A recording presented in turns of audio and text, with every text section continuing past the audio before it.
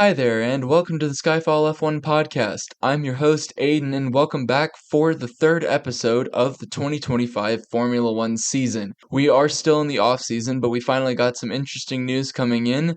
The Circuit de Spa-Francorchamps signed a multi-year extension to host the Belgian Grand Prix up until 2031. However, there is a caveat in their contract. Spa will no longer host a Grand Prix in 2028 and 2030, as it will become part of a European rotational schedule that F1 will begin implementing in those years. So this is sparking a lot of controversy, especially from fans on social media, because the rotational system for European races just doesn't make sense. The majority of F1 history is rooted in Europe. That's where a lot of the races are. In fact, there's an entire leg of the calendar devoted to the European section. So it's generating a pretty good amount of controversy.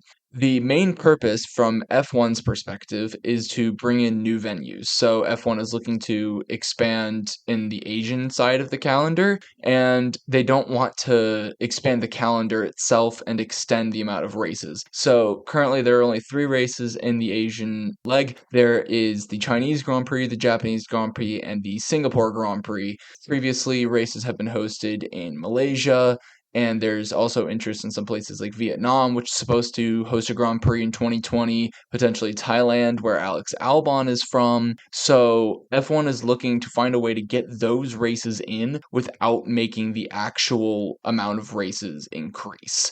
And what they have proposed is this rotational schedule where races like Spa, potentially like some of the other Western European races, could be put on a rotational basis where they are not occurring every single year. There is also the fact that with this rotational schedule, they could bring in other European circuits that are no longer on the calendar. So they could begin rotating in Portimao in Portugal, Hockenheim and the Nürburgring in Germany, potentially Paul Ricard in France, the Istanbul Park Grand Prix in Turkey. And they could also extend races that are currently on the calendar, like the Emilia-Romagna Grand Prix and the Dutch Grand Prix, that are set to expire in the coming seasons. So I would like to make a point to the people that are angry with the rotational schedule in Europe. F1 is not a European sport. It hasn't been for a very long time. It is a worldwide sport. There are currently races on 5 continents. There's a proposed Grand Prix in South Africa that will be happening at some point, probably in the late 2020s. So that will make it so every single continent except for Antarctica will be hosting a Formula One race at some point in each season. And at that point, you really can't prioritize one over the other. You have so many races in so many different places, so many different audiences that you need to hit, specifically in places like India or China, where there are huge untapped audiences you could be reaching. So you can't prioritize the history side of it when you could be reaching so many more people. A main complaint that I have seen from European fans regarding this kind of rotational thing is the amount of races that are currently in the United States. So from 2000 up to 2021, there was a maximum of 1 race on US soil. From 2000 to 2007, that was in Indianapolis, until the major controversy of the 2006 Indianapolis Grand Prix meant the US fans weren't terribly interested in F1 there for a bit. In 2012, we saw a return to the States with the United States Grand Prix at the Circuit de Americas, which has been around since its inception in 2012, outside of the COVID year where it was scheduled to happen, but obviously did not. So in 2022, we brought in the Miami Grand Prix. It has happened every year since, and the next year we brought in the Las Vegas Grand Prix. So now we have 3 on the calendar, and to most fans, 3 races seems ridiculous.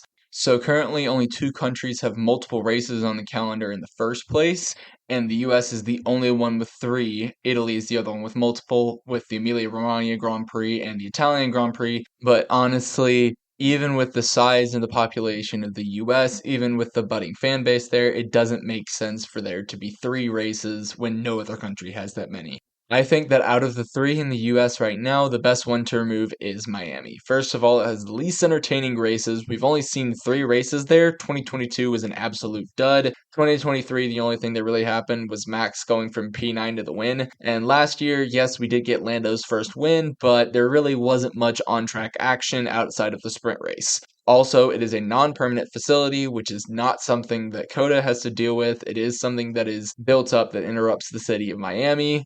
And also, there is a terrible celebrity culture surrounding Miami Grand Prix. You have people like DJ Khaled who just go up and have absolutely no idea what is going on, but yet the cameras point at them because people know who they are. It's really, really frustrating as someone who actually wants to watch the racing, seeing that focus on the celebrities. I really wish it would go away in F1 in general, and it's just further emphasized in Miami, and I really hate that. So I do think Miami would be the best race of the three to take off the calendar. Of the other two circuits, I think they should both stay, honestly. The Circuit of the Americas is one of the best tracks on the calendar. It was literally built by taking the best turns around the world from different racetracks and combining them into one track. And the drivers have said they've loved it. Some of the racing that has been produced there has been awesome. Think last season with the end of the sprint race drama, with the Max and Lando drama at the end of the Grand Prix. I just believe that COTA is too good of a track to not keep on the calendar. And Vegas, yes, it looks absolutely goofy. Yes, it's another street circuit. Yes, almost nobody can watch it because of the time they run the race at. But it's also had some of the best action of any Grand Prix just during both of the seasons that it's been run. We saw in 2023 the three-way battle for the lead between Verstappen, Perez, and Leclerc.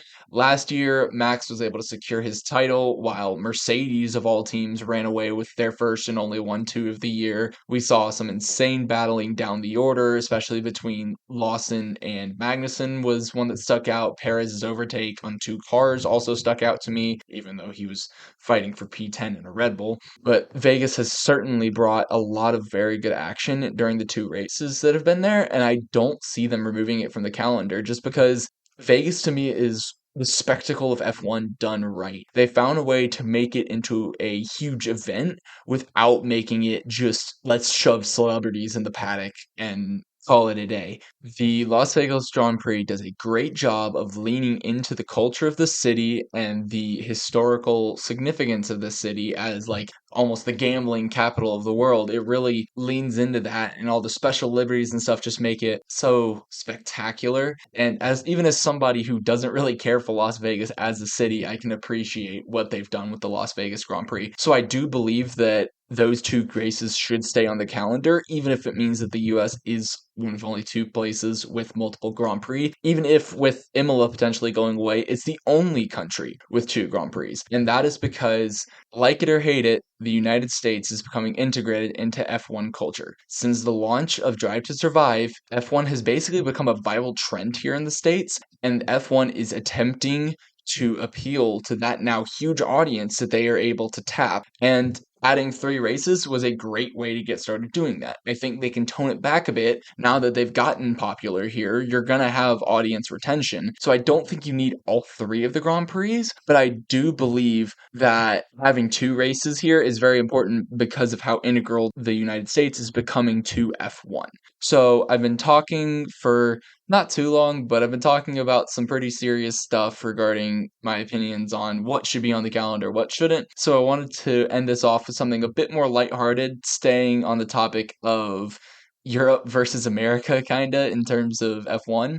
And something else that I wanted to talk about that's been a hot topic recently is the debate of Kyle Larson versus Max Verstappen. So obviously Max Verstappen, 4-time reigning F1 world champion. For those of you who don't know who Kyle Larson is, he is a current NASCAR driver, has driven in several other series as well, just made his debut in the Indy 500 this year. He is regarded as the best stock car racer pretty much in the world, at least in the United States, which is basically the stock car racing capital of the world at this point. So it was a debate that was sparked a few months ago by comments of Larson saying that putting him and Verstappen in even machinery, giving them both a chance to learn, he'd beat him in anything. That debate kind of faded away because everybody just kind of laughed it off until it was recently reignited due to a Red Flags podcast episode, which highly recommend their podcast. Go check them out. It was a comment made by James Hinchcliffe, who is a former IndyCar driver and now an F1 commentator, that they had on the podcast. So Hinchcliffe argued that Verstappen is far more balanced, and if you put the top 5 racing disciplines in the world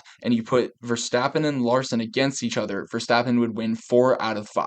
So first off, let me give Larson his props. He's arguably the most talented start car and sprint car racer in the world. He's proven himself solid in several other disciplines, including open wheel racing and sports car racing. But he's up against Max Verstappen, who is currently the best driver in the series that is typically associated with having the best drivers. He holds or has a share of 39 different records in Formula One, the most prestigious series in motorsport, and he also has an extensive sim racing record, including several wins in top sim races. So, if you're going to compare drivers that race in series like this that are not really that similar, Larson drives on ovals, Verstappen drives on road courses. Larson drives generally in stock cars. Verstappen generally sticks with open wheel cars, although they both do have experience in sports cars, both in real life and in sim racing. So I think to compare drivers that are racing across disciplines that are so dissimilar, the main thing that I would use to compare them is their adaptability. How good are they at just jumping in any kind of car and being able to compete in it? How quick is that transition? Through my research, I found that Hinchcliffe's perspective is pretty easy to follow. Yes, Kyle Larson has proven he's very adaptive. In his first Indy 500 this year, he reached the Fast Six, which is the final round of qualifying, in his first try, which is very impressive to do. He also won the 24 Hours of Daytona in a sports car in his second attempt after retiring due to mechanical failure in his first attempt. But he just can't compete with how adaptable Max Verstappen has proven to be. Max's sim racing career is the main point I'm going to use here because he drives so many different cars. He drives open wheel cars, he drives Le Mans prototype cars, he drives sports cars, and he's able to win in all of them. He won the virtual 24 Hours of Spa twice. He won the virtual Petit Le Mans. He won the 24 Hours of Daytona, the 24 Hours of Nürburgring, while doing the Emilia-Romagna Grand Prix, which he also won. And it just doesn't matter which car he's in. He's able to reach peak performance almost instantly and stay there. And both in real life and on the sim, his ability to push cars to the brink of their capability is completely unmatched by any other driver on Earth. Now, with all that said, I would really, really love to see these two get together and do like a competition of some kind where they just race several different disciplines in even machinery and just see who comes out on top in the most of them. Because I'm sure if you put them both in a stock car and an oval, Larson would win. If you put them in an open wheel car, Verstappen would win. They're the most experienced in those respective disciplines, but put them in something like a rally car. See how long it takes them to get adjusted. See who's the quickest after a certain amount of time. Like, that's the kind of thing that I want to see. And that's the kind of thing that I think they should really do to compare any drivers across different series, because otherwise there's no real way to know. That's going to do it for today's episode. Thank you for listening along with me. Be sure to turn on notifications so that you know when any other updates from me come out. I promise there's going to be more consistent uploads and longer uploads coming when we reach the season. Right now, there's just really not much to talk about with all of the driver transactions and stuff really happening during the season. So stay tuned. I've got some stuff in the works. I'll see y'all next time.